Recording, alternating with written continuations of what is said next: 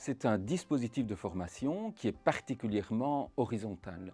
C'est un espace de travail en fait collaboratif entre les enseignants. Ce sont des personnes qui décident de s'associer autour d'un enjeu, autour d'une interrogation, on pourrait même parfois dire autour d'un défi lié à leur profession, et qui veulent ensemble produire quelque chose autour de l'école inclusive, autour d'une proposition didactique, autour de la conception d'un support ou d'un outil pour faire la classe, et qui vont donc se retrouver régulièrement pendant une année scolaire ou 2 années scolaires.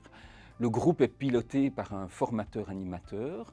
Il y a la possibilité d'appeler un expert qui viendra à un certain moment apporter des explicitations, apporter des résultats de recherche pour permettre au groupe d'avancer. Mais donc, vous le voyez, fondamentalement, plutôt qu'une formation où on va recevoir quelque chose, les communautés d'apprentissage professionnel sont des espaces en fait, où on met les mains dans le cambouis, où les enseignants vont travailler, ils vont chercher ensemble des réponses à des problématiques professionnelles. C'est ça l'esprit majeur de ces communautés d'apprentissage.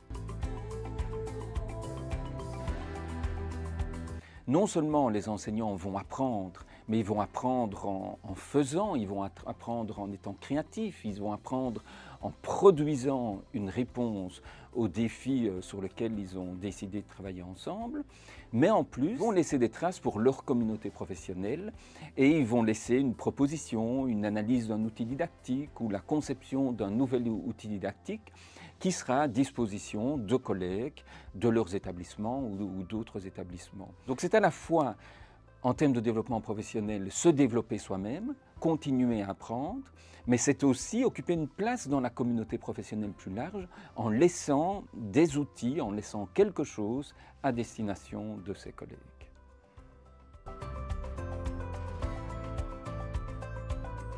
En termes de recherche, ce qui est promu dans le cadre des CAPS, c'est ce qu'on appelle une théorie sociale de l'apprentissage. C'est des travaux qui viennent entre autres de l'anthropologie. C'est participer à des actions avec des collègues, c'est observer, aussi entendre comment est-ce que des collègues agissent, et c'est avancer ensemble. Et donc c'est bien cette théorie sociale, on apprend en faisant, on apprend ensemble avec des collègues, qui est mise en œuvre dans les communautés d'apprentissage professionnels.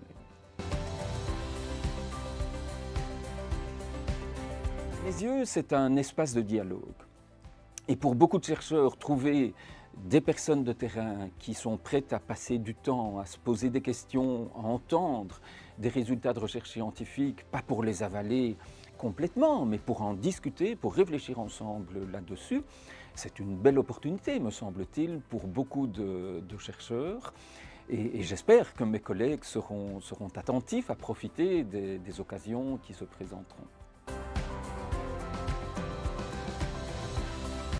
C'est un ensemble de choses assez diversifiées qui vont dépendre à la fois de la thématique traitée par le groupe et de la demande qui sera exprimée auprès du chercheur. Mais vous savez, j'ai simultanément l'impression qu'il y a aussi beaucoup d'autres cas de figure où on pourrait convoquer les chercheurs pour des recommandations peut-être plus générales en termes de quels sont les résultats de recherche dans un domaine qui ne conduisent pas à des préconisations pour les enseignants, mais qui permettent d'éclairer des professionnels et de leur apprendre à prendre de meilleures décisions par rapport à leur mandat, à leur mission éducative.